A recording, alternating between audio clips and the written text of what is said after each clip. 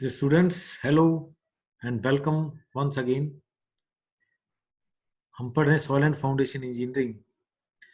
तो आज का हमारा टॉपिक है स्ट्रेंथ कैरेक्टरिस्टिक्स ऑफ सॉइल। तो हम स्ट्रेंथ कैरेक्टरिस्टिक्स ऑफ सॉइल के अंदर आज पढ़ेंगे shear strength of the soil.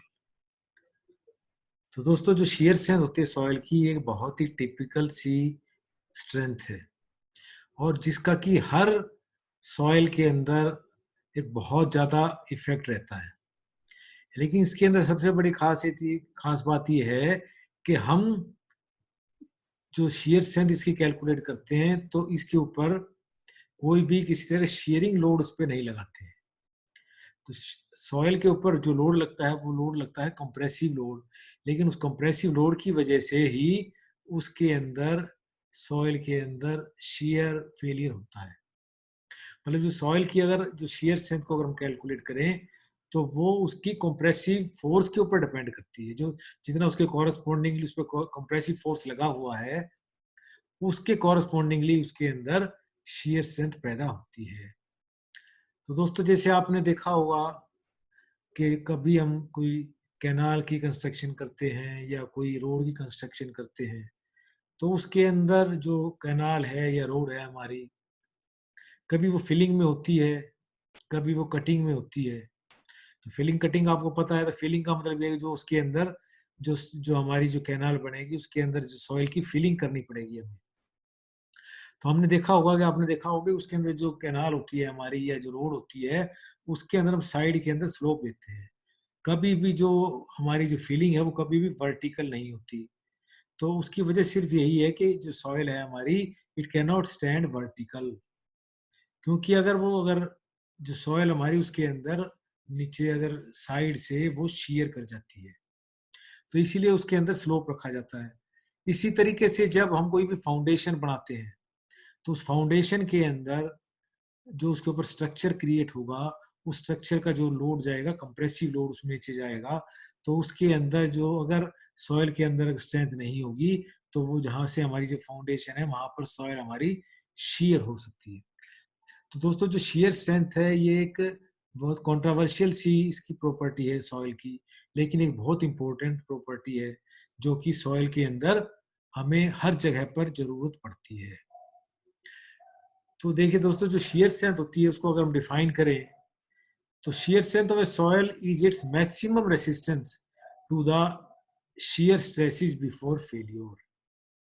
तो जब उस पर जब लोड लगता है तो जो उसके अंदर जो सॉइल की वो shear strength है, मतलब उसके अंदर जब कोई भी चीज हम किसी पे लोड लगाते हैं तो वो उसको रेसिस्ट करती है। तो रेसिस्टेंस की वजह से उसके अंदर shear stress पैदा होती है। तो वही जो उसकी shear stress है वही उसकी shear strength है। तो इसीलिए जो सॉइल की जो shear strength है ये हमें उसकी बीयरिंग कैपेसिटी में भी हेल्पफुल होती है। उसके अंदर जो स्लोप जो बनता है स्टेबिलिटी का, उसकी स्लोप को भी डिसाइड करती है कि कितना स्लोप हमने रखना है। उसके अंदर जो रिटेनिंग वाल जो हम फिलिंग करते हैं, कोई रिटेनिंग वाल बनाते हैं तो उसके पीछे जो सॉइल फिलिंग करते हैं तो उसके अंदर भी इसकी जो प्रॉपर्टीज है शेयर स्ट्रेंथ है वो इसके अंदर उसका एक महत्वपूर्ण रोल रहता है। इसी तरह से जो सॉइल के अंदर जो सेटलमेंट होती है, तो जो सेटलमेंट के अंदर भी जो सॉइल की जो शेयर स्ट्रेंथ है, इट डिटरमिन्स द सेटलमेंट। उसकी जो सेटलमेंट कितनी होगी वो सब उसकी शेयर स्ट्रेंथ पे डिपेंड करता है। तो जो सॉइल की शेयर स्ट्रेंथ है it is a very important parameter. तो उसके अंदर अगर हमारी जो सॉइल की अगर शेयर स्ट्रेंथ अगर एनफ ना हो या कम हो तो उसके अंदर फेलियर हो सकता है। तो उसको दिखाने के लिए आपको ये डिफरेंट स्ट्रक्चर्स दिखाए गए हैं। जैसे मान लीजिए हमारी फाउंडेशन आपने बनाई है, जैसे हमने फाउंडेशन बनाई है तो अगर मान लिया ये हमारा अगर ये जो सॉइल है हमारा इस तरीके से इसके अंदर अपहीवल हो सकता है। इसके अंदर अगर ये हमारी अगर स्टिफ फाउंडेशन दिखाई गई है, अगर इसके अंदर फाउंडेशन के अंदर अगर इस तरह से अगर इसकी शेयर स्ट्रेंथ अगर वीक हो जाए या हमारी सॉइल अगर फेल हो जाए तो इस तरीके से ये जो सॉइल है हमारी, इसको जर्नल शेयर फेलियर बोलते हैं, लोकल शेयर फेलियर बोलते हैं, पंच शेयर फेलियर बोलते हैं। तो इस तरीके से डिफरेंट डिफरेंट कंडीशंस के अंदर अगर मान लिया हमारी सॉइल अगर यहाँ पर अगर डेंस सॉइल हो, अगर इसके अंदर ये लूज सॉइल हो या एनसीसी सॉइल हो या ये बहुत ज्यादा लूज सॉइल हो, तो इस तरीके से इसके अंदर पंचिंग हो सकती है सॉइल के अंदर। तो इस तरीके से हमारी सॉइल के अंदर shear failure हो सकता है। इसी तरह से जो ये दिखाया गया, ये एम्बैंकमेंट दिखाया गया है, जैसे मैं अभी आपको बता रहा था, सॉइल के अंदर अगर ये डेंस फेल सॉइल अगर हमारी इसके अंदर जिसकी जो सॉइल है हमारी, it is A dense soil, dense compacted soil है, तो इस तरीके से इसके अंदर सॉइल इस तरीके से फेल हो सकती है। ये इसके अंदर जो पोर्शन है ये स्लिप कर सकता है। इसी तरह से अगर मान लिया और से थोड़ी सी ज्यादा कम कंडेंस सॉइल है, तो इस तरीके से इतना पोर्शन इसका सॉइल का हमारा ये इसके अंदर से फेल हो सकता है। और इस तरह अगर मान लिया बहुत ज्यादा लूज सॉइल हो, सॉफ्टर सॉइल हो, तो इस तरीके से इसके अंदर इतना पोर्शन सॉइल का हमारा इसके साथ बहकर जा सकता है। तो इस तरीके से हमारी सॉइल जो है फेल हो सकती है शीयर में। अब इसके अंदर जैसे ये आपको दिखाया गया रिटेनिंग वाल के अंदर, अगर हम रिटेनिंग वाल बनाते हैं तो ये रिटेनिंग वाल दिखाई गई है इसके अंदर, और इसके अंदर यहाँ पर हमने फिलिंग की हुई थी। तो इस तरीके से इसके अंदर वेज फेलियर हो सकता है। तो ये जो सॉइल है हमारी, इसकी वजह से जो ये रिटेनिंग वाल है इसमें भी मूवमेंट हो सकती है, या इस तरीके से जो ये हमारा पोर्शन है वेज जो है इसके अंदर भी मूवमेंट हो सकती है। तो इस तरह से जो ये शियर स्ट्रेंथ है सॉइल की, ये बहुत ही इंपॉर्टेंट पैरामीटर है। तो हमें इसके बारे में बहुत अच्छे से जानकारी होनी चाहिए, किसी भी सॉइल की कितनी शियर स्ट्रेंथ है, ताकि उसके हिसाब से ही उसको हम डिजाइन कर सकें। तो इसको निकालने के लिए किसी भी सॉइल की कितनी शियर स्ट्रेंथ है, इसको निकालने के लिए कूलम्ब्स ने एक लॉ दिया, जो कि कूलम्ब्स लॉ के नाम से मशहूर है। तो उसके हिसाब से किसी भी सॉइल के अंदर जो उसकी शियर स्ट्रेंथ होती है, वो उसके लिए 3 मेजर फैक्टर रहते हैं। किसी भी सॉइल की शियर स्ट्रेंथ को डिसाइड करने के लिए ये 3 मेजर फैक्टर्स हैं जो कि सॉइल की शियर स्ट्रेंथ को डिसाइड करते हैं। तो एक तो उसका फैक्टर है कि जो उसके जो पार्टिकल्स हैं सॉइल के, उनके बीच में जो आपस में इंटरलॉकिंग होती है, तो एक दूसरे के अंदर जो पार्टिकल्स इंटरलॉक करते हैं, तो उसके अंदर उसकी शियर स्ट्रेंथ ज्यादा होगी। अगर मान लीजिए पार्टिकल हमारे राउंडेड होंगे तो उसके अंदर फिर इंटरलॉकिंग नहीं होगा, तो उसके अंदर उसकी शियर स्ट्रेंथ कम हो जाएगी। इसी तरह से जो पार्टिकल्स हैं उसके बीच में जब एक दूसरे के ऊपर वो स्लाइड करते हैं, तो उसके अंदर पार्टिकल्स के बीच में अगर फ्रिक्शन होगा तो वो भी उसकी शियर स्ट्रेंथ को डिसाइड करेगा। और इसी तरह से जो कोहिजन होता है और एडिजन होता है, ये 2 प्रॉपर्टी होती हैं। तो कोहिजन का मतलब ये है कि attraction between the particles of the same nature, and adhesion का मतलब attraction between the particles of different nature. तो जो हमारी जो क्ले पार्टिकल्स होती हैं उसके अंदर आपस में एक बहुत ज्यादा अच्छा बॉन्ड होता है, जिसको हम कोहिजन बोलते हैं। इसीलिए से उसको उस सॉइल को हम कोहेसिव सॉइल भी बोलते हैं। तो कूलम के हिसाब से ये जो 3 फैक्टर्स हैं वो डिसाइड करते हैं कि भाई सॉइल की कितनी शियर स्ट्रेंथ है। तो according to the Coulomb's law, the shear strength of a soil at a point on a particular plane is a linear function of the normal stress on that plane.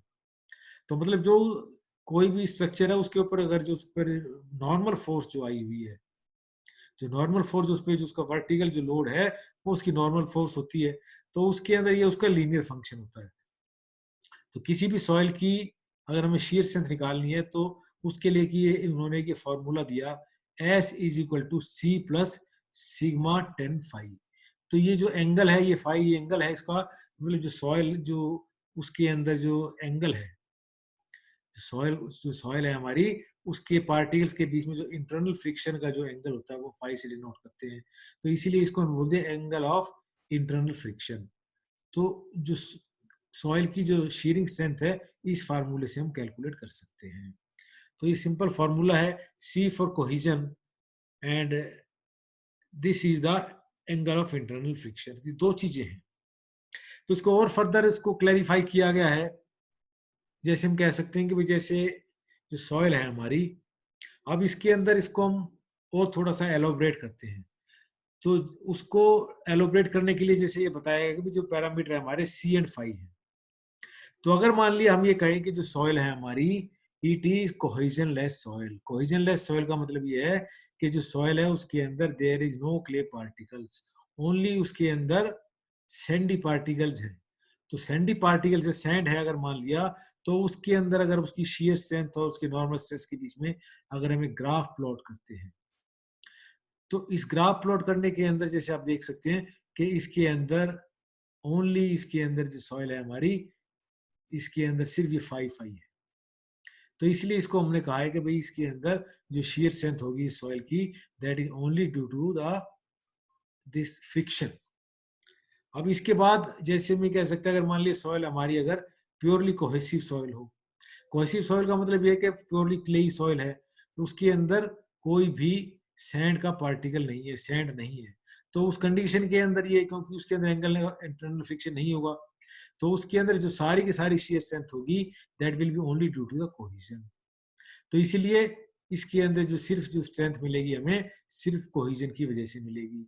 और अगर मान ली कोई soil हमारी अगर mixture हो, जिसके अंदर की सैंडी सॉइल भी है और क्लेई सॉइल भी है, तो उसके अंदर जो shear स्ट्रेंथ मिलेगी उसके अंदर दोनों चीजें होंगी, उसके अंदर कोहेजन भी होगा और एंगल ऑफ इंटरनल फ्रिक्शन भी होगा। तो उस केस के अंदर हमारा जो ग्राफ बनेगा वो इस तरह से ग्राफ बनेगा। तो इस तरह से इसको बोलते हैं हम C5 सॉइल। तो उस सॉइल के अंदर हमें ये जो C वैल्यू यहाँ पर इंटरसेप्ट मिलेगा इसको, और यहाँ पर इसके अंदर जो ये हमारी स्ट्रेंथ जो गई हुई है ये this is due to the internal friction phi. तो इस तरीके से जो सॉइल है हमारी S is equal to C plus sigma 10 phi. तो इस तरह की जो सॉइल होती है, जो ग्राफ बनेगा हमारा, this will be for C5 soil. ये कोहेजनलेस सॉइल के लिए है जिसके अंदर C की वैल्यू 0 है। ये पार्शियली या प्योरली कोहेसिव सॉइल के लिए है जिसके अंदर की एंगल की वैल्यू 0 है। तो अगर एंगल की वैल्यू 0 हो तो ये वैल्यू नहीं, लाइन नहीं बनेगी, और अगर C की वैल्यू 0 होगी तो यहाँ पर हमें ये इंटरसेप्ट नहीं मिलेगा। तो इस तरीके से हम तीनों टाइप के जो सॉइल हैं उसके अंदर इस तरीके से उस सॉइल की shear स्ट्रेंथ को कैलकुलेट कर सकते हैं। तो इसके अंदर जो मेन चीज जो हमें कैलकुलेट करने की है, इसके अंदर हमें ये दो चीजें निकालनी है, हमें C की वैल्यू निकालनी है और इस एंगल को निकालना, फाई की वैल्यू को निकालना है। तो यही इसके अंदर ये दो इंपॉर्टेंट पैरामीटर्स रहते हैं। अगर हमें किसी भी सॉइल की, अगर कोई भी रैंडमली कोई सॉइल हमें मिलती है, हमें पूछा जाएगा भाई इसकी shear स्ट्रेंथ कितनी होगी, तो उस सॉइल के लिए उसकी C की वैल्यू को कैलकुलेट करेंगे और इस फाई की एंगल को कैलकुलेट करेंगे और इस इक्वेशन में इसको हम पुट कर देंगे, तो इससे हमें सॉइल की shear स्ट्रेंथ पता लग जाएगी। तो दोस्तों ये जो टेस्ट करना है हमें, तो ये बहुत ही सिंपल टेस्ट भी है और बहुत कॉम्प्लिकेटेड टेस्ट भी है। तो दोस्तों इसके अंदर इस टेस्ट को करने के लिए हमें जो पहले हमने पढ़ा है कंसोलिडेशन का चैप्टर, वो भी एक बहुत इंपॉर्टेंट पैरामीटर है इसके अंदर, क्योंकि इसके अंदर जो सॉइल है हमें जिसकी स्ट्रेंथ निकालनी है, उसके अंदर सबसे जरूरी चीज ये है कि जो सैंपल है हमारा वो उसी बिल्कुल कंडीशन में लेकर आना पड़ेगा कि जिस कंडीशन में वो जो सॉइल है हमारी ग्राउंड के अंदर है। तो मतलब ये है कि उसको कंसोलिडेट करना पड़ेगा हमें उस सैंपल को। तो कंसोलिडेट करने के लिए इस जो हमारा जो प्रैक्टिकल होता है, जो टेस्ट होता है स्ट्रेंथ कैलकुलेट करने का, इसको हमने दो पार्टों में डिवाइड कर दिया है। तो एक पार्ट होता है हमारा सॉइल को कंसोलिडेट करना और दूसरा पार्ट होता है उसकी shear स्ट्रेंथ, उसको shear करना या उसकी shear स्ट्रेंथ को कैलकुलेट करना। तो उसी के हिसाब से ही कि हमने जो टेस्ट है इसकी ड्रेनेज कंडीशंस हम इसके अंदर चेक करते हैं, क्योंकि जब हम सॉइल को कंसोलिडेट करते हैं तो जैसे आपको पता है कि सॉइल जब हम कंसोलिडेट करते हैं तो उसके अंदर जो पोर वाटर प्रेशर होता है, जो वाटर होता है, जैसे जैसे पानी बाहर निकलता है, वाटर बाहर निकलता है, सॉइल हमारी कंसोलिडेट होती चली जाती है। तो हमें जैसे जैसे सॉइल कंसोलिडेट होगी उसकी स्ट्रेंथ भी बढ़ती चली जाएगी। तो हमें इसके अंदर अलग अलग कंडीशंस में इस टेस्ट को हम करते हैं। तो जैसे हमारा सबसे पहली कंडीशन ये है कि इसको हमने कहा है अनकंसोलिडेटेड अनड्रेन्ड कंडीशन। तो इसका मतलब ये है कि जब हम इस टेस्ट को कंडक्ट कर रहे हैं तो इसका मतलब ये है कि इसको हम अनकंसोलिडेटेड कंडीशन में ही टेस्ट करेंगे। तो इसका मतलब ये है कि जब हमारा जो पहला स्टेज होगा कंसोलिडेशन स्टेज का, इसके अंदर हम पोर वाटर को बाहर नहीं जाने देंगे, इसके अंदर पोर वाटर को निकलने नहीं देंगे। No drainage of pore water is permitted during the first stage consolidation. जब हम कंसोलिडेट कर रहे हैं फर्स्ट स्टेज जो है हमारा, उसके अंदर we do not allow the drainage, no drainage of pore water is permitted,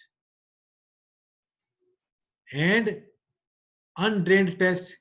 और इसके अंदर जो सेकंड स्टेज है उसके अंदर भी, शेयरिंग के स्टेज के अंदर भी जब लोड लगता है इसके अंदर, जो नॉर्मल लोड लगेगा, तो उस कंडीशन में भी हम वाटर को बाहर नहीं जाने देंगे। तो इसीलिए इसको हमने कहा है अनकंसोलिडेटेड अनड्रेन्ड टेस्ट। तो स्टूडेंट्स, जैसे मैंने आपको बताया कि जो टेस्ट जो है हमारा 2 स्टेजेस में होता है।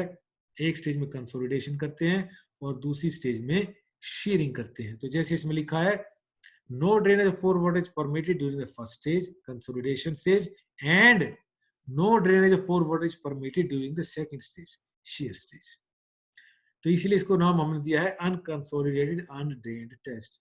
तो क्योंकि इसके अंदर it does not take a long time, बहुत जल्दी से इस प्रैक्टिकल हम कर सकते हैं, तो इसलिए इस टेस्ट का हमने नाम रखा है क्विक टेस्ट। अब इसके अंदर इसको और हम मॉडिफाई करते हैं। और मॉडिफाई करने के लिए हमने क्या किया, जो सॉइल थी हमारी उसको हमने कंसोलिडेट किया पहले। तो इसका मतलब drainage of pore water is permitted during the first stage. तो जो सॉइल कंसोलिडेटेड कब होगी, जब हम पोर वाटर को उसमें से फ्लो करने की परमिशन देंगे।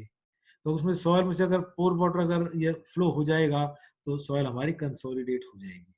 तो इसीलिए इसके अंदर लिखा है consolidation drainage of pore water is permitted during the first stage consolidation stage and no drainage of pore water is permitted during the second stage shear stage. मतलब जब हम जब सॉइल को शीयर करेंगे, शीयरिंग के लिए जब लोड लगाएंगे, तो उसके अंदर we will not allow the drainage condition.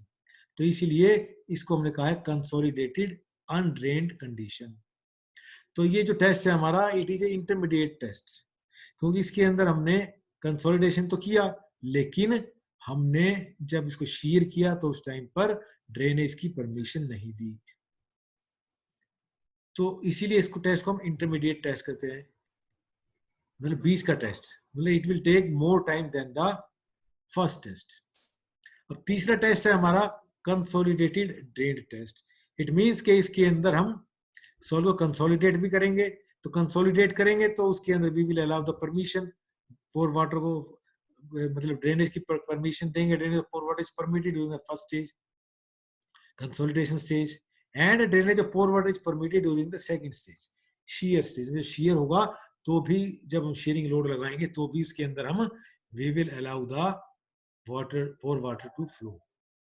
तो इस तरीके से ये जो टेस्ट होगा हमारा, it will take a very long time, क्योंकि इसके अंदर जो लोड लगेगा बहुत ही आराम से, पहले जब कंसोलिडेशन करेंगे फिर जब उसको शीयर करेंगे तो उसके अंदर हम वाटर को फ्लो करने की परमिशन दे रहे हैं। तो दोस्तों, जो आपको पता ही है कि जो सारे के सारे जो टेस्ट है हमारे, ये हम मेनली हम करते हैं क्ले के लिए। तो क्ले की जो परमिएबिलिटी होती है बहुत कम होती है और उसके अंदर से वाटर भी बहुत ही स्लोली बाहर निकलता है। तो इसलिए जो इस तरह के टेस्ट होते हैं, it takes a very long time. लेकिन अगर हमें बिल्कुल एक्यूरेट टेस्ट करना है, बहुत बिल्कुल एग्जैक्ट रिजल्ट चाहिए, तो फिर इसके अंदर हमें इसके अंदर ड्रेनेज कंडीशन को भी परमिट करना पड़ता है, ताकि we may get the exact load, we may get the effective stress. क्योंकि जैसे दोस्तों आपने पहले पढ़ा था कि भी जैसे जो हमारी जो लोड होती है, जो स्ट्रेस होती है, एक तो होती है टोटल स्ट्रेस, फिर उसमें पोर वाटर प्रेशर होता है और इफेक्टिव स्ट्रेस आती है। तो जो इफेक्टिव स्ट्रेस होती है that is equal to total stress minus में पोर वाटर प्रेशर, वो हम घटाते हैं, आपने पहले पढ़ा है सारा। तो अगर आप भी चाहते हैं भी एग्जैक्ट कंडीशन के हिसाब से अगर हम प्रैक्टिकल करें, तो फिर हम सीडी टेस्ट करते हैं, कंसोलिडेटेड ड्रेन्ड टेस्ट, लेकिन it is a very long test. तो दोस्तों, इसके अंदर ड्रेनेज कंडीशन का एक बहुत ही इंपॉर्टेंट रोल रहता है, जो भी मैंने आपको बताया है। तो दोस्तों, अभी जो टेस्ट कर रहे हैं अभी हम, तो इसके अंदर प्रैक्टिकल टेस्ट है ये। तो इसके लिए इसलिए हमारा सबसे पहला जो टेस्ट होता है, इसको हम बोलते हैं डायरेक्ट शीयर टेस्ट। तो दोस्तों, ये सबसे आसान टेस्ट है, सबसे सिंपल टेस्ट है, कोई खास इसके अंदर मुश्किल नहीं है इस टेस्ट को करने के अंदर। तो जैसा ये आसान टेस्ट है, वैसी ही इसकी रिलायबिलिटी भी है, क्योंकि this test is not very much reliable. क्योंकि इसके अंदर जो ये टेस्ट है हमारा, इसके अंदर जो ड्रेनेज कंडीशन है उसके ऊपर हमारा कोई कंट्रोल नहीं है। तो इसके अंदर जो ड्रेनेज है, we allow the drainage to flow, और अगर रोकते हैं तो भी इसके अंदर कोई हमें ज्यादा इसके अंदर बढ़िया रिजल्ट इसके नहीं मिलते हैं। लेकिन फिर भी इसको एक अप्रोक्सीमेटली शीयर स्ट्रेंथ कैलकुलेट करने के लिए इस टेस्ट को हम करते हैं। तो इसको बॉक्स शीयर टेस्ट भी बोलते हैं। तो देखिए दोस्तों, इसके अंदर ये बॉक्स बना हुआ है, जैसे मैं आपको दिखा रहा हूँ, ये एरो हेड आपको दिख रहा है, जहां पर इस तरह से इसके अंदर एक बॉक्स बना हुआ है। तो इस बॉक्स के अंदर एक ये हमारा जो सॉइल सैंपल है, स्क्वायर बॉक्स है, इसके अंदर जो सॉइल सैंपल है इसको हम भर देते हैं इस बॉक्स के अंदर। और इसके अंदर अगर हमें पानी को अगर अलाउ करना हो फ्लो करने के लिए, तो इसके अंदर एक पोरस प्लेट नीचे रख देते हैं, एक पोरस प्लेट ऊपर लगा देते हैं इसके अंदर, ताकि जब इस पे लोड लगेगा तो इसके अंदर से जो वाटर है वो फ्लो कर जाएगा। और इस बॉक्स को हमने एक रोलर पे रखा हुआ है, ये रोलर दिखाए हुए हैं, इसके अंदर ये नॉर्मल स्ट्रेस हम लगाते हैं। तो इसका मतलब ये है कि we are trying to create a ground condition. तो जैसे नॉर्मल लोड लगेगा हमारा, कोई स्ट्रक्चर हमारा बनता है, जो ये सॉइल सैंपल हमारा ग्राउंड के नीचे है, हमने यहाँ पर ये नॉर्मल लोड लगाया है। तो ये जो नॉर्मल लोड है इसको हम वेरी कर सकते हैं। तो इनिशियली एक लोड लगाते हैं, एक नॉर्मल लोड लगाते हैं, और इस सैंपल को बॉक्स के अंदर जैसे आपने डाला हुआ है, तो ये हमारी शेयर सरफेस यहाँ से शेयर होगी, प्री डिटरमिन सरफेस बोलते हैं इसको, कि यहाँ से हमारा सैंपल शेयर होगा, और यहाँ से हम इसके अंदर ये शेयर फोर्स लगा रहे हैं। तो जितनी शेयर फोर्स लगेगी इसके ऊपर, उस शेयर फोर्स को यहाँ से नोट कर लेंगे, अभी इतनी शेयर फोर्स लगेगी। इसके अंदर डायल गेज लगे हुए हैं, तो ये डायल गेज लगे हुए हैं, एक डायल गेज यहाँ पर लगा हुआ है। तो जो डायल गेज होगा ये हमें बताएगा कि इसके अंदर कितना ये हमारी डिस्प्लेसमेंट हुई, क्योंकि जब ये लोड लगेगा तो ये वाला जो ऊपर वाला पोर्शन है ये फिक्स है, ये नीचे वाला पोर्शन मूव करेगा, ऐसे मूव करेगा, ये ऊपर वाला पोर्शन फिक्स रहेगा, तो यहाँ से हमारी सॉइल शेयर हो जाएगी। तो दोस्तों इसके अंदर जब या तो हमारा सैंपल फेल हो जाए या फिर इसके अंदर 20% शेयर हो जाए, तो वो हमारा लोड कहलाता है, शेयर फोर्स कहलाती है वो। उसके ऊपर हम इसको मैक्सिमम शेयर फोर्स वो मानते हैं, या तो वो जिस लोड पे ये हमारा सैंपल फेल हो जाए या जिसके अंदर 20% स्ट्रेन आ जाए। तो इसके अंदर जैसे दोस्तों देखिए हम यहाँ पर ये लोड लगाएंगे, तो इसके अंदर ये डिस्प्लेसमेंट होगा, ये पोर्शन ये आगे जाएगा और ये यहीं पर ही रह जाएगा, इसके अंदर शेयर हो जाएगी। तो जितनी भी शेयर होगी वो यहाँ से हम नोट करते चले जाएंगे। तो दोस्तों जब आपने देखा, जब आपने लोड लगाया तो हमारा जिस लोड पे ये नॉर्मल लोड और जिस लोड पे हमारा ये सैंपल फेल हो गया, तो इस तरीके से हमने ये दो स्ट्रेस इसके अंदर कैलकुलेट कर ली, सिग्मा एन और ये टाउ। टाउ का टी लोड जो लगाया, ये टी आपको दिखाया है, ये नॉर्मल लोड जो लगाया एन अपॉन ए एरिया। एरिया आता है इसके अंदर इस सॉइल सैंपल का जितना एरिया है, वो आपने एरिया ले लिया, इस सैंपल का ए से डिवाइड कर दिया, ये फोर्स को डिवाइड कर दिया, हमारे पास नॉर्मल स्ट्रेस आ गई, और ये आ गई हमारे पास शेयर स्ट्रेस आ गई। तो दो स्ट्रेस हमारे पास आ गई। तो दोस्तों इस तरीके से हम ये जो टेस्ट जो है अलग अलग फोर्स पे, अलग अलग नॉर्मल फोर्सेस पे अप्लाई करते हैं। जैसे पहले नॉर्मल फोर्स मान लिया आपने 10 किलो न्यूटन की लगाई, फिर 10 की जगह 20 कर दिया, फिर 30 कर दिया, तो अलग अलग लोड लगाएंगे, और अलग अलग लोड के ऊपर ये हमारा फिक्स हो गया, उसको शेयर करने के लिए हमें कितना लोड लगेगा। तो दोस्तों जैसे आपको पता है, जैसे नॉर्मल लोड बढ़ेगा तो ये शेयर फोर्स भी बढ़ेगा साथ साथ। तो इस तरीके से हम 4, 3, 4, 5 जितनी भी रीडिंग्स हैं अलग अलग लोड पे सैंपल को बदलते रहेंगे, सैंपल वही रहेगा जो हमारे पास है, उसको बार उसी तरह से एक ही सॉइल के हम 4-5 सैंपल तैयार करेंगे और बार बार उसके अंदर सैंपल को रिप्लेस करते रहेंगे, और इस तरीके से ये स्ट्रेसेस दोनों कैलकुलेट करेंगे। तो देखिए दोस्तों इसके अंदर जैसे ये डायग्राम दिखाया गया है कि भाई इसके अंदर हम ये आपको स्ट्रेस दिखाई है, ये शेयर स्ट्रेस लिया है आपने, और इधर शेयर स्ट्रेन है। तो जैसे आपने पीछे देखा है, हमने दोनों हमारे पास ये शेयर स्ट्रेस आपने कैलकुलेट की है, ये वाली यहाँ पर ये शेयर स्ट्रेस है, ये वाली रही, और ये हमारे पास शेयर स्ट्रेन है यहाँ से। तो दोनों चीजें हमारे पास हैं, इन दोनों चीजों से आपने ये प्लॉट किया, तो आप देखेंगे कि जैसे जैसे लोड लगता है एक पीक वैल्यू हमारे पास आ जाती है, लेकिन उसके बाद क्या होता है कि ये जो लोड है हमारा, ये स्ट्रेस कम होती चली जाती है, और यहाँ पर अल्टीमेट पर आकर ये हमारा सैंपल फेल हो जाता है। तो अलग अलग टाइप की लोड दिखाएगी आपको, फोर्स दिखाई है 50 किलो जब आपने लोड लगाया था, और ये 100 था, ये 200 था, तो इसके अंदर ये हमारी शेयर स्ट्रेस है। तो उसके अंदर कितनी शेयर स्ट्रेस आई है वो यहाँ से हम नोट कर सकते हैं। तो इस तरीके से अब ये जो दूसरा ग्राफ दिखाया गया, इसके अंदर हमें ये ग्राफ हमने प्लॉट किया नॉर्मल स्ट्रेस और शेयर स्ट्रेस के बीच में। तो देखिए दोस्तों जैसे इसके अंदर ये अलग अलग पॉइंट पे यहाँ पर कितनी नॉर्मल स्ट्रेस थी, यहाँ पर हमने देखा, ये दोनों हमने प्लॉट कर लिए, तो 3 पॉइंट आ गए हमारे पास, और उसको मिलाते हुए अपने लाइन ड्रॉ की। तो जो लाइन है हमारी, अब इस लाइन से हमें पता लगेगा भाई जो सॉइल हमारी किस टाइप की है। तो यहाँ पर आप देख सकते हैं कि यहाँ पर ये अगर ये लाइन यहाँ से शुरू होती, 0 पॉइंट से, ओरिजिन से शुरू होती, तो इसका मतलब ये कह सकते थे कि जो सॉइल है हमारी, इसके अंदर कोई भी सी की वैल्यू नहीं है, इसका मतलब है कोहेजन लेस सॉइल है। लेकिन अब ये वैल्यू देखिए यहाँ से शुरू हुई है, तो इसका मतलब जो सॉइल हमारी it is A C5 soil, तो यहाँ से हमें सी की वैल्यू मिल जाएगी और यहाँ से इसका एंगल हम फाई एंगल ले लेंगे, तो इसलिए दोनों चीजें हमें पता लग जाएंगी। तो इस तरीके से we can calculate the shear strength of the soil. तो दोस्तों ये हमारा जो ये S is equal to C plus sigma ten phi, तो इस तरीके से इस फार्मूले को पुट करते हुए हम किसी भी सॉइल की shear स्ट्रेंथ कैलकुलेट कर सकते हैं। S is equal to C plus sigma ten five, C की वैल्यू यहाँ से लेंगे, फाइव की एंगल वैल्यू यहाँ से लेंगे, क्योंकि हमें इसमें दो ही अननोन है हमारे पास, दोनों अननोन से फिर हम सी की shear स्ट्रेंथ कैलकुलेट कर सकते हैं। तो दोस्तों ये सबसे आसान टेस्ट होता है, लेकिन हम देख सकते हैं कि जो इसके अंदर जो टेस्ट है हमारा, this is not a very perfect test. बहुत एक्यूरेट रिजल्ट हमें इस सैंपल से, इस टेस्ट से नहीं मिलते हैं।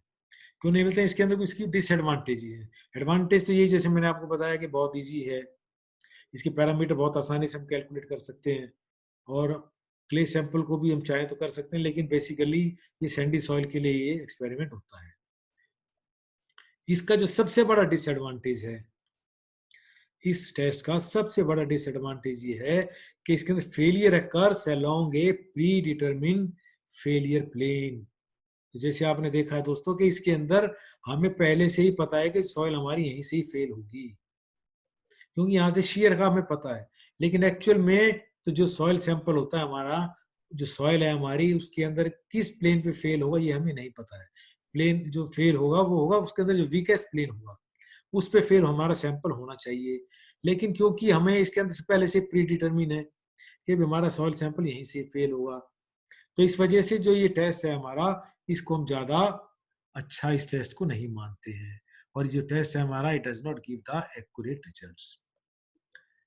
लेकिन जल्दी करने के लिए और एक रफ आइडिया के लिए हम ये टेस्ट कर सकते हैं। तो दोस्तों इसके बाद हमारा दूसरा टेस्ट आता है अनकन्फाइंड कंप्रेशन टेस्ट। तो ये दोस्तों ये भी टेस्ट एक बहुत ही क्विक टेस्ट है, और ये जो टेस्ट है, this test is normally conducted for the clay soil, क्योंकि इसके अंदर जो सैंपल हमारा बनता है, एक कोनिकल सैंपल बनता है, एक छोटा सा क्यूब जैसे हम बनाते हैं, राउंड क्यूब बनाते हैं, तो उसके अंदर क्योंकि अगर सैंडी सॉइल का अगर हम सैंपल बनाएंगे तो वो अपने आप में खड़ा, वो सैंपल जो है वो बन नहीं सकता। इसके अंदर जब हम फिट करेंगे तो वो सैंपल हमारा अपनी उसके अंदर स्ट्रेंथ क्योंकि नहीं होती है, तो इसलिए ये सैंपल नहीं बन सकता इसका। तो इसलिए ये जो टेस्ट है हमारा, इसको हम क्ले सॉइल के लिए ही करते हैं, और जिस सॉइल हमारी किस तरह की होनी चाहिए, सैचुरेटेड क्ले सैंपल होना चाहिए। तो उस तरह से उस सैंपल को हम इसके अंदर इस टेस्ट को करते हैं। ये जो अनकन्फाइंड कंप्रेशन टेस्ट है, ये इसके अंदर ये जो हमारा फ्रेम है, लोडिंग फ्रेम इसको बोलते हैं, तो इस फ्रेम के अंदर ये डायल गेज लगे हुए हैं, ये प्रूविंग रिंग है, तो इसके अंदर से यहाँ पर से हम लोड लगाएंगे, नॉर्मल लोड लगाएंगे, और इसके अंदर ये इसमें कितना डिफॉर्मेशन होगा सैंपल के अंदर, इस डिफॉर्मेशन इस सैंपल से हम ले लेंगे। तो 38 इंटू 76 mm का एक सैंपल इसमें हम तैयार करते हैं, और इस सैंपल को यहाँ पर हम इसमें रख देते हैं, यहाँ पर जैसे मैं दिखा रहा हूँ एरो हेड से। और इसके अंदर जो ये लोड लगाने का जो लोडिंग फ्रेम है हमारा, इसके अंदर लोड हम मैनुअल भी लगा सकते हैं, और इसके अंदर ऑटोमेटिक मतलब ये मैकेनिकल भी या मोटराइज्ड भी हो सकता है ये टेस्ट हमारा। दोनों तरीके से हम इसके अंदर इस टेस्ट को परफॉर्म करते हैं, और इसको कर क्या नाम है, जैसे सैंपल है हमारा, जो सैंपल तैयार करना होता है इसके अंदर, तो जो सैंपल है हमारा अनडिस्टर्ब सॉइल सैंपल भी हो सकता है, डिस्टर्ब सॉइल सैंपल भी हो सकता है। तो अनडिस्टर्ब का मतलब ये है कि जो सॉइल सैंपल है हमारा डायरेक्ट हम ग्राउंड से एक सैंपल उसको निकाल के लाते हैं, उस जो हमारा एक ट्यूब होती है उसके अंदर से उस सॉइल सैंपल को उसमें ट्यूब को इंसर्ट कर देते हैं, और उसमें से सैंपल को बाहर निकाल लेते हैं। और अगर उसी को रिमोल्डेड भी कर सकते हैं, तो हमें पता है भाई जो सॉइल है हमारी उसकी कितनी ओएमसी की वैल्यू है, उसी ओएमसी के ऊपर उस सैंपल को पहले एक जो हमारा मोल्ड होता है उस मोल्ड के अंदर तैयार करते हैं उस सैंपल को, और फिर इस ट्यूब को जो हमारा इसके अंदर सैंपल होता है उसमें इंसर्ट करके उस सैंपल को हम बाहर निकाल सकते हैं। तो इस तरीके से हम कई तरह से सैंपल भी तैयार कर सकते हैं। तो हमारा सैंपल जो है डिस्टर्ब भी हो सकता है और अनडिस्टर्ब भी हो सकता है। तो दोस्तों इसी तरह से इसके ऊपर हम लोड लगाते हैं, तो जैसे जैसे लोड लगाएंगे तो हमारा सैंपल शेयर हो जाएगा। तो जब जब इसको जिस सॉइल को हम टेस्ट को जब तक परफॉर्म करते हैं, या तो जब तक हमारा सैंपल शेयर ना हो जाए, फेल ना हो जाए, या इसके अंदर जो स्ट्रेन है 20% स्ट्रेन से ज़्यादा बढ़ जाएगी, तो फिर इसको हम बंद कर देंगे। क्योंकि जो सैंपल होगा हमारा, अगर वो जो लूज सॉइल होगी, कॉम्पैक्टेड सॉइल नहीं होगी, तो वो सैंपल हमारा बीच से दब जाएगा, सैंपल हमारा फेल नहीं होगा।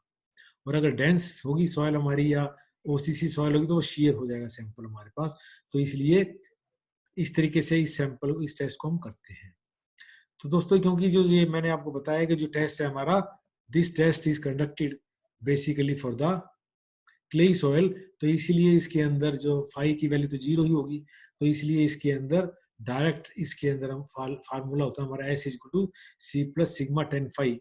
तो टेन फाई की तो एक वैल्यू 0 है, तो हमारे पास S इज टू सी, तो मतलब क्यू की वैल्यू हम ले लेते हैं सीधा C/2। तो इस तरीके से इसके अंदर जो ये टेस्ट है हमारा, बहुत ही इजी टेस्ट है, बहुत सिंपल टेस्ट है, लेकिन इसके अंदर भी लिमिटेशंस हैं इस टेस्ट की भी, क्योंकि ये क्ले सॉइल के लिए आमतौर पर हो सकता है। तो इसलिए क्विक टेस्ट, बहुत जल्दी से हमें अगर शेयर स्ट्रेंथ चाहिए, तो इस टेस्ट को हम परफॉर्म करते हैं।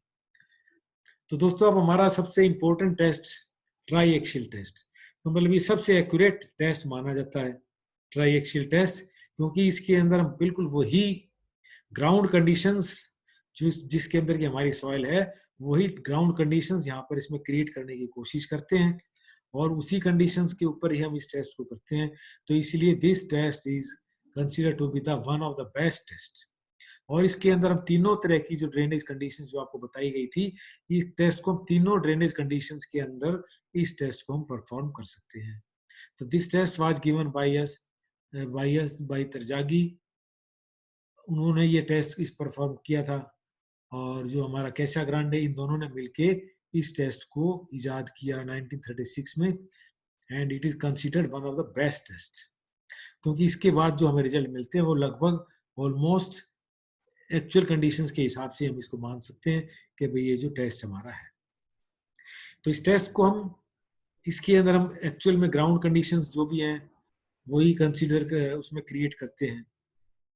तो जो इसका टेस्ट है, ये हमारा टेस्ट जो है 2 हिस्सों में कंडक्ट होता है, जैसे पहले भी बताया गया है कि अब इसको पहले कंसोलिडेट करते हैं सैंपल को, और कंसोलिडेट करने के बाद फिर इसके ऊपर हम शेयरिंग फोर्स लगाते हैं, शेयर फोर्स लगाते हैं, तो फिर इस टेस्ट को हम करते हैं। तो इसके अंदर जैसे दिखाया गया है कि ये हमारा सैंपल है, तो इस सैंपल को हमने एक एक्रेलिक सेल के अंदर रखा है, ये सेल दिखाया गया आपको, तो इस सेल के अंदर हमने रखा है। तो इस सेल के ऊपर इसके अंदर हम या तो वाटर भर सकते हैं, या इसके अंदर फिर ग्लिसरीन हम इसके अंदर भरते हैं। तो जो मेम्ब्रेन है हमारा, सैंपल है हमारे पास, सॉइल सैंपल है, तो इसके अंदर अगर एक्सपोज करेंगे वाटर से, तो ये हमारा सैंपल जो है बह जाएगा। तो ये इसके अंदर पहले इसको वैक्स लगाकर, या इसके अंदर एक प्लास्टिक की शीट लगाकर इस सैंपल को उसमें रखा जाता है, ताकि इसके ऊपर कोई भी असर ना हो। तो सबसे पहले इसके ऊपर इस सेल के अंदर हम प्रेशर क्रिएट करते हैं, जिसको बोलते हैं सेल प्रेशर, या कन्फाइनिंग प्रेशर इसको हम बोलते हैं। तो इसके अंदर जो ग्राउंड कंडीशंस के अंदर जितना इसके ऊपर कन्फाइनिंग प्रेशर लगा हुआ है ग्राउंड के अंदर, वो प्रेशर इस पे हम लगाते हैं। तो इसका मतलब यह है कि सेल को हम पहले कंसोलिडेट करने की कोशिश कर रहे हैं, कि जितना इसके ऊपर जो सैंपल हमारा उस कंडीशन में आ जाए जिस कंडीशन में कि ये हमारा सॉइल ग्राउंड में थी। तो इसके अंदर वो दोनों चीजें हैं कि कंसोलिडेटेड, ड्रेन्ड एंड अनड्रेन्ड टेस्ट।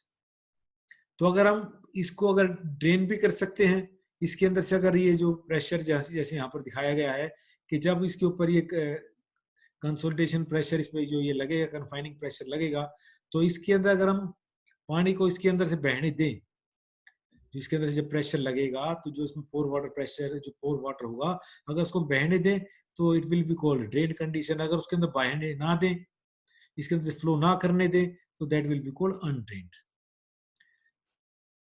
तो इसके अंदर दोनों कंडीशंस इसमें हम क्रिएट कर सकते हैं, दोनों कंडीशन में चेक कर सकते हैं। इसी तरह से जब ये हमारी कंडीशन तैयार हो जाएगी, जब ये सैंपल हमारा कंसोलिडेट हो जाएगा, तो फिर उसके बाद इसके ऊपर हम ये यहाँ से एक्सियल लोड लगाएंगे, इसको डेविएटर स्ट्रेस बोलते हैं।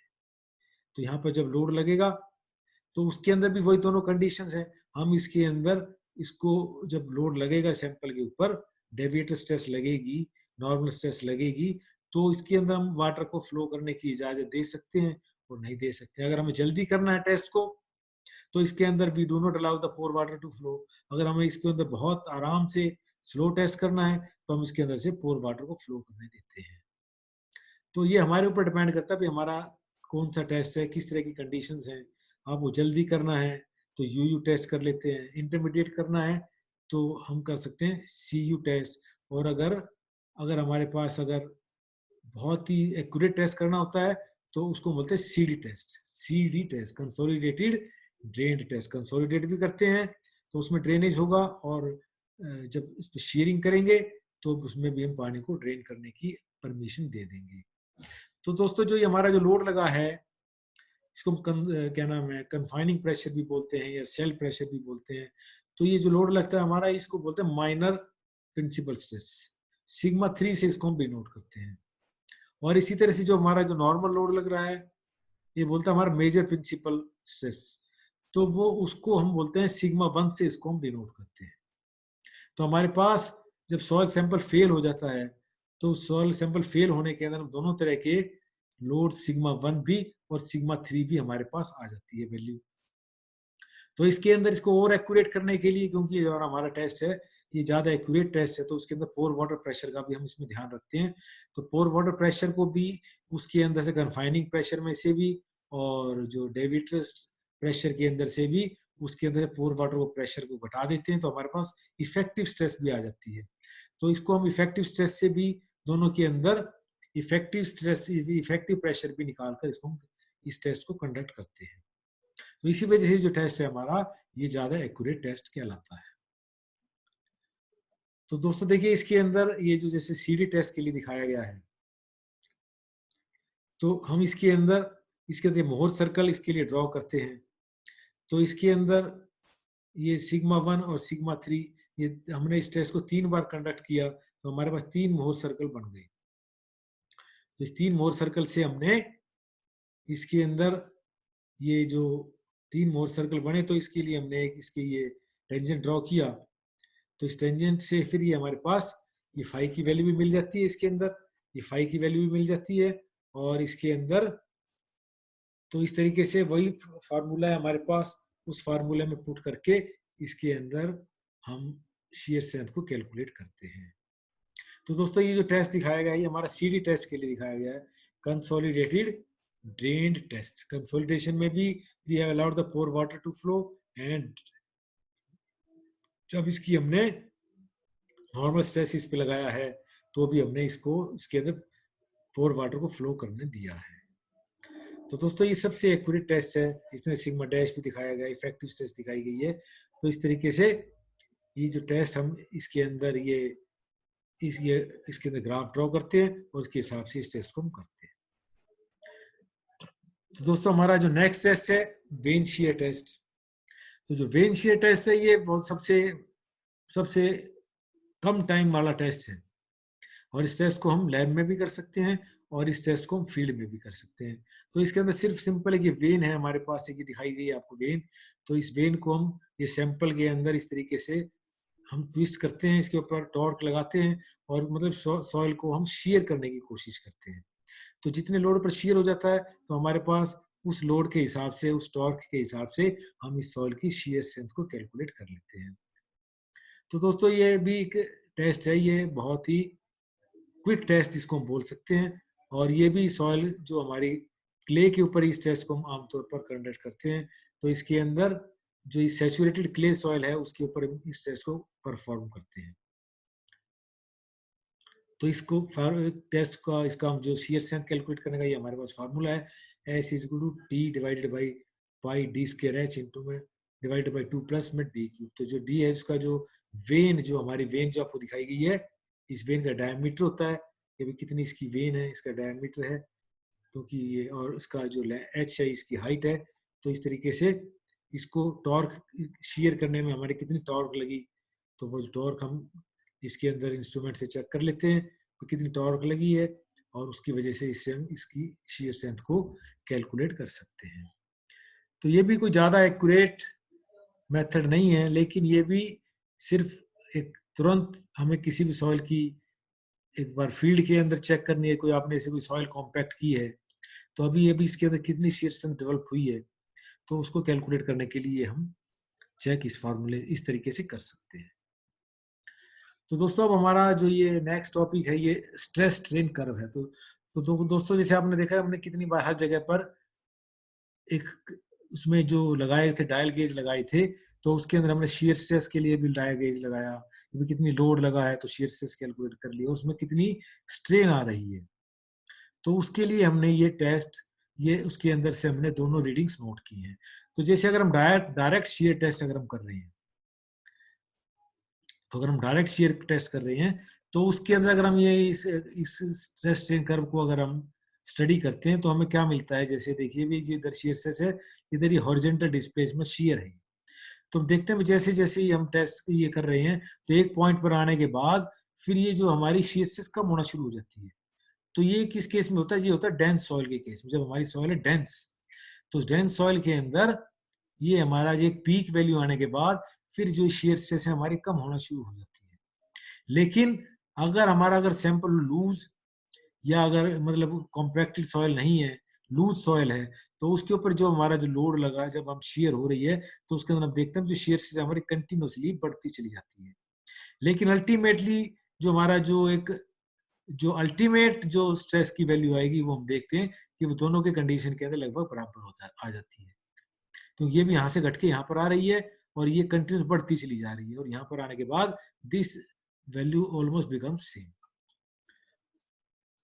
तो अब हम इसके अंदर वॉल्यूम चेंज के बारे में अगर बात करें कि भाई जो जो सॉइल है हमारी उसका वॉल्यूम पे क्या फर्क पड़ रहा है। तो अगर हमारी डेंस सॉइल है तो जैसे हम देखते हैं कि भाई इसके अंदर ये ग्राफ आपको दिखाया है कि भाई इसके अंदर शुरू में इधर नीचे की तरफ माइनस, ऊपर की तरफ प्लस। तो हम शुरू में जैसे लोड लगता है हमारा, अगर डेंस सॉइल होती है, डेंस का मतलब सॉइल हमारी काफी कॉम्पैक्टेड सॉइल है, तो उसके अंदर जैसे शुरू में हम इस टेस्ट को परफॉर्म करते हैं, उसमें जब नॉर्मल लोड लगता है तो इनिशियली उसका वॉल्यूम डिक्रीज होता है जैसे दिखाया गया है, लेकिन फिर उसके बाद इट स्टार्ट्स इंक्रीजिंग, वॉल्यूम बढ़ना शुरू हो जाता है उसका डेंस सॉइल के अंदर। इसका मतलब ये है कि जो सॉइल पार्टिकल है they start moving over each other, और जो सॉइल है हमारे उसका वॉल्यूम थोड़ा सा बढ़ जाता है। लेकिन अगर हमारे पास अगर लूज सॉइल हो तो उसके अंदर जैसे लोड लगेगा, लोड जैसे बढ़ता चला जाएगा और ये जो सॉइल हमारी उसके अंदर उसका वॉल्यूम डिक्रीज होता चला जाएगा जैसे दिखाया गया है माइनस में। तो सॉइल का उसका वॉल्यूम डिक्रीज होता चला जाता है अगर लूज सॉइल है, और अगर अगर हमारी सॉइल अगर डेंस होगी तो इनिशियली लोड लगेगा तो डिक्रीज होगा और फिर उसके बाद वॉल्यूम उसका बढ़ता चला जाएगा। So this diagram is shown for the direct shear test diagram. उसमें जो स्ट्रेस स्ट्रेन कर्व इस तरह से बनती है।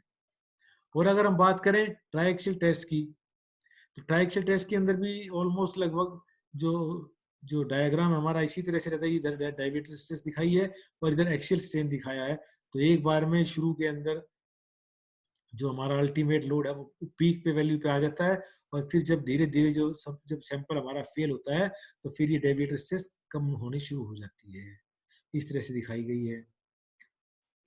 और इधर ये स्ट्रेन बढ़ रहा है और इधर धीरे ये जो एक पीक वैल्यू आने के बाद इट स्टार्ट्स डिक्रीजिंग।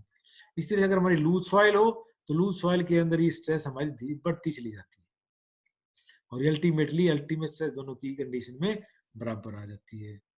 इसी तरह से अगर हम बात करें ओसीसी की या डेंस सॉइल की, तो उसके अंदर भी यही चीज दिखाई गई है कि ये पीक वैल्यू है और फिर ये अल्टीमेट स्ट्रेस जो है यहाँ पर आ जाती है। और फिर अगर हमारी अगर लूज सॉइल हो या एनसीसी और नॉर्मली कंसोलिडेटेड क्ले या ओसीसी मतलब ओवर कंसोलिडेटेड क्ले, तो इस तरीके से ये हमारा ग्राफ इसमें रहता है।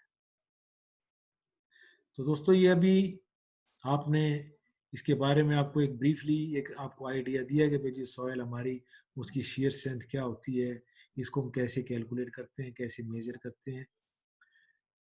तो दोस्तों मुझे उम्मीद है कि आपको ये लेक्चर समझ में आएगा, और तो मैं आपसे उम्मीद करता हूँ कि आप इसको ज़्यादा से ज़्यादा शेयर करेंगे, इसको आप चैनल को सब्सक्राइब करेंगे।